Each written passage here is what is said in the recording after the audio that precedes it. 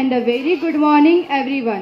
मैं हूं अंजलि ढांडे एंड ये है मेरी पार्टनर दिव्यानी भगत, आपके juniors and the host for the show. Well, एक शायरी से हम हमारा ये लाइफ का बेस्ट इवेंट स्टार्ट करेंगे। कहते हैं हर शाम आती है यादें लेकर, हर शाम जाती है यादें देकर। और आज ये शाम तो नहीं बट ये दिन जो है बहुत ही खास लेकर आया है हम सभी को एक साथ।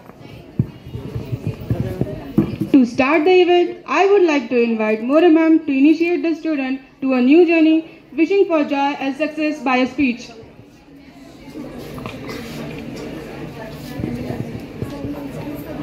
चराचरात वास करणारी विद्येची आराध्य देवता माता सरस्वती आजच्या आपल्या कार्यक्रमाला उपस्थित व्यासपीठावरील आदरणीय डॉक्टर प्रकाशजी नेऊलकर सर, त्याचबरोबर डॉक्टर साहेबराव चव्हाण सर, त्याचबरोबर रमेश सावरकर सर, बालाजी कनिष्ठ महाविद्यालयाचे प्राचार्य श्री प्रवीण भोयर सर, बालाजी माध्यमिक शाळेच्या मुख्याध्यापिका दीपा हरताळकर मॅम, आजचे आपल्या कार्यक्रमाचे प्रमुख ज्यांच्यासाठी हा प्रोग्राम आयोजित केलेला आहे ते माझे लाडके विद्यार्थी आणि सर्व शिक्षकगण।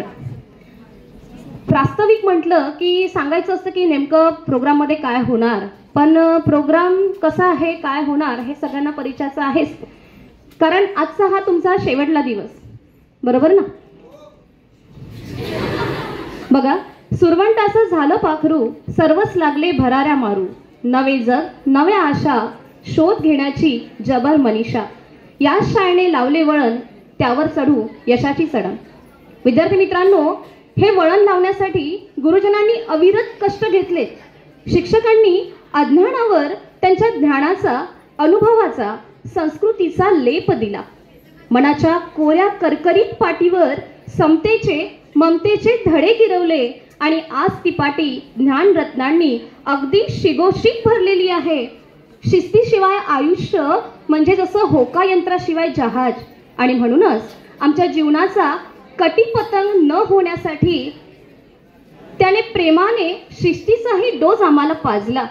हे सर्व करताना शिक्षकांनी प्रत्येक विद्यार्थ्याला एकाच मापामध्ये तोलले नाही, प्रत्येक दगडातील देव शोधून त्यावर सिद्धीचारांचे घाव घातले आणि त्या दगडाला त्याच्या गुणवैशिष्ट्यांप्रमाणे देवाचे एक रूप दिलं। उदाहरण सांगायचं झालं तर नटराजाच्या मूर्तीलाही आकार मिळाला। शाळेने फक्त हुशार विद्यार्थ्यांचीच रास निर्माण केली नाही, तर उत्कृष्ट कलाकार व उत्तमोत्तम खेळाडूही या ठिकाणी निर्माण केलेत। आता या सर्वांना पोरकं होऊन नव्या आव्हानांना आपल्याला समोर जायचं आहे। शाळेत घेतलेल्या शिदोरीचा साऱ्या जगात वापर करून स्पर्धेच्या युगात तुम्हाला स्थान आपलं पक्क करायचं आहे। म्हणून विद्यार्थी मित्रांनो, ध्येय दूर आहे म्हणून रस्ता सोडू नका, स्वप्न मनात धरलेलं कधीच मोडू नका, पावलोपावली येतील कठीण प्रसंग पण ध्येय पूर्ण होईपर्यंत हार मानू नका। बघा, आज आपला कार्यक्रम जो आयोजित केला हा सर्वांना एक निरोप देण्यासाठी आणि त्याचबरोबर येणाऱ्या भविष्याच्या शुभेच्छा देण्यासाठी। विद्यार्थी मित्रांनो, मी 2 वर्ष तुम्हाला शिकवलं, यामध्ये मला असं स्वतःला असं लक्षात आलं की विद्यार्थ्यांना ना भाषण दिलं की विद्यार्थी ऐकत नाही, पण थोडेफार जीवनातील प्रसंग सांगितले की एकदम कुतूहल असतं की समोर नेमकं काय होणार, आणि त्यामुळे विद्यार्थी अगदी लक्षपूर्वक ऐकतात। त्यामुळे मला ना एक मानसशास्त्राचा सिद्धांत आहे, याबद्दल थोडंसं बोलायचं आहे ठिकाणी। एक 90-10% सिद्धांत आहे।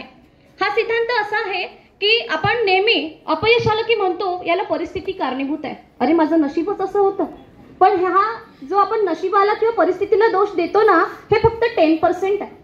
आता हे 10% नेमकं कसं हे तुम्हाला मी सांगते।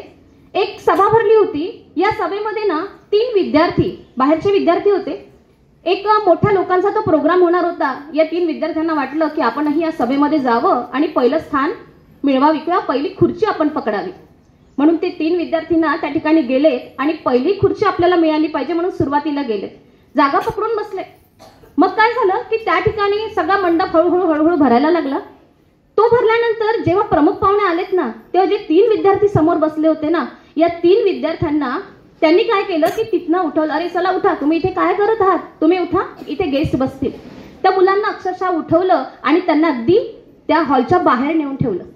आता प्रसंग असा घडला की मोठ्या व्यक्तींना त्या ठिकाणी बसवण्यात आलं आणि हे 3 विद्यार्थी जे बाहेर गेले, तिघांसोबतही सारखंच घडलं होतं ना.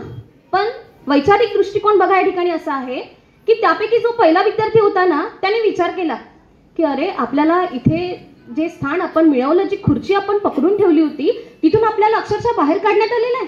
मग हे असं का बरं झालं? तर जे मोठे सूटबूट घालून तयार होतात, ते बनतात, यांना एक चांगलं पहिलं स्थान मिळतं. म्हणून त्या विद्यार्थ्यांनी विचार केला की नाही, मला पण असंच व्हायचंय, मी पण असाच एक मोठा व्यक्ती या ठिकाणी बनेल आणि मी पण अशी पहिली जागा पटकावे.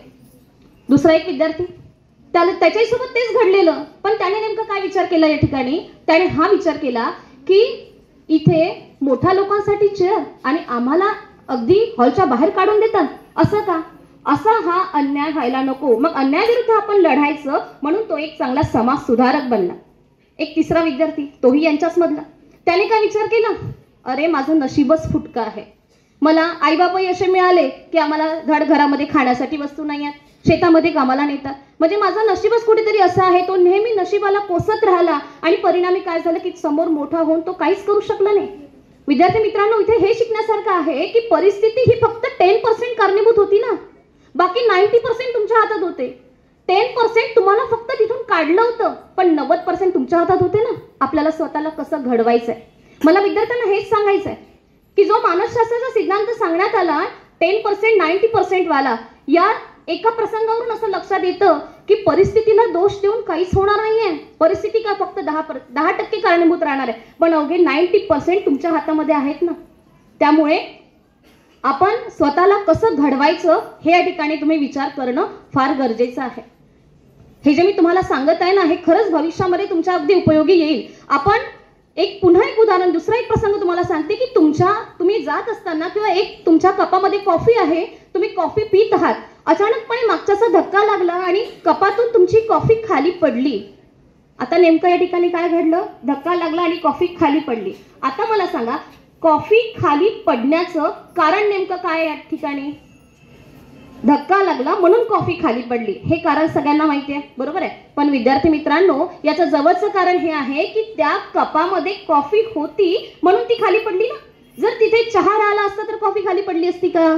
नाही. मग आपण आपल्या मगामध्ये काय भरायचं हे आपल्या हातामध्ये आहे.